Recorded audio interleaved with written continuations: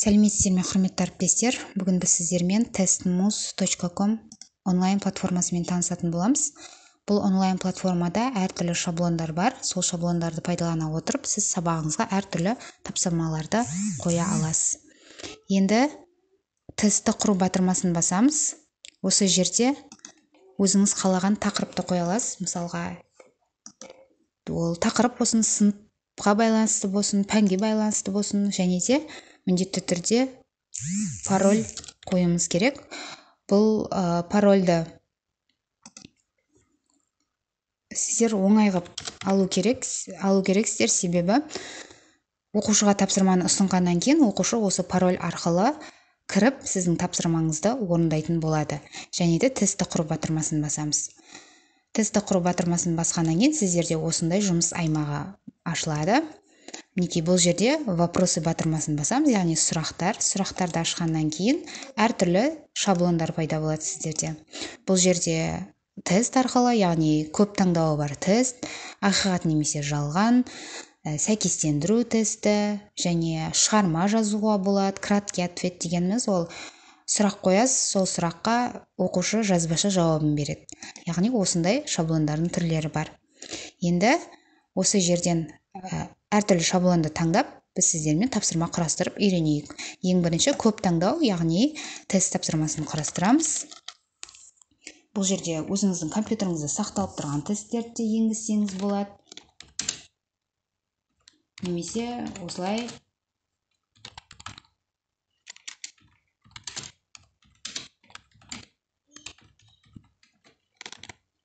енгізе берсеңіздер болады.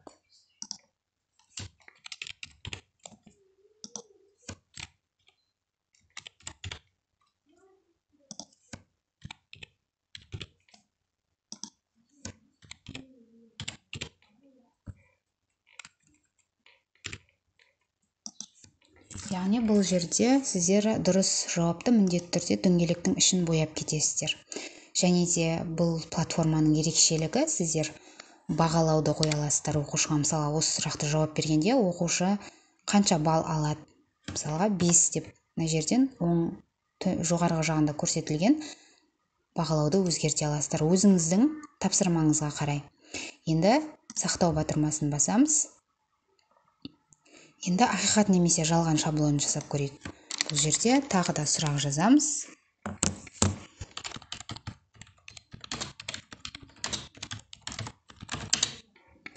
Мінекей, сұрақты жазғаннан кейін бұл ақиқат па немесе жалған ба, соны міндетті түрде дөңгелектің ішін бояп кетесіздер.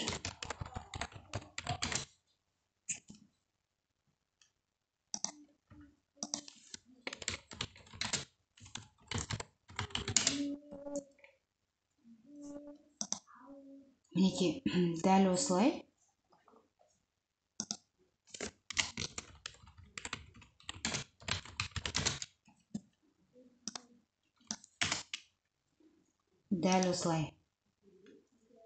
келесі шаблонды жасайсыздар.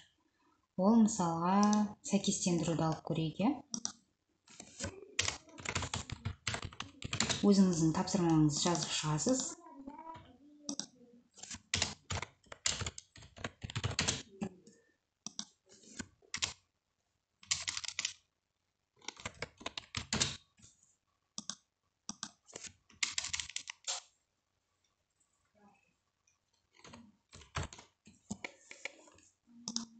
Дәл осы жерге оқушының балын тағы өзгертсеңіз болады.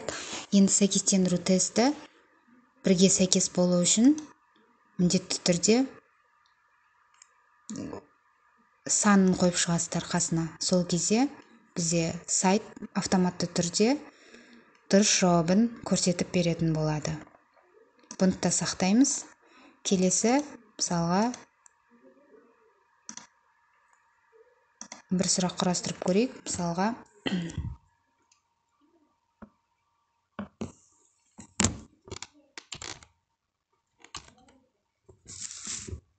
оқушы вопрос деген жерге сұрағымызды жазамыз.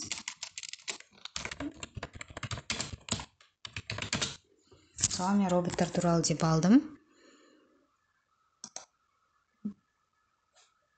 мінекей бұл жерде бізге